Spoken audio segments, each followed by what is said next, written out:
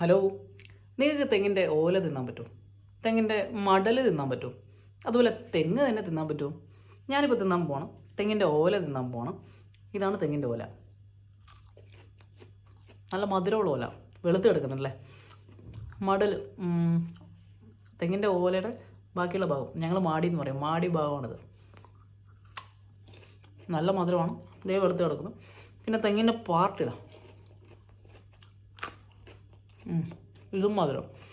ഇത് സംഭവം തെങ്ങിൻ്റെ മണ്ടയിലുള്ള, ഞങ്ങളിവിടെ തിരുളെന്നൊക്കെ പറയും, അതിൻ്റെ അകത്തുള്ള ഭാഗമാണ് ഇത്. കൃത്യമായിട്ട് ആ ഭാഗത്തിൻ്റെ പേര് നിങ്ങളുടെ നാട്ടിൽ എന്താണെന്ന് നിങ്ങൾ പറഞ്ഞുതരാം. സംഭവം നമ്മുടെ ഇവിടെ പണ്ട് കാലങ്ങളിൽ ഞങ്ങൾ ചെറുപ്പത്തിലൊക്കെ തെങ്ങ് എന്താ പറയുക വെട്ടിയിടില്ലേ, തെങ്ങ് താക്കുക എന്ന് പറയും ഞങ്ങൾ.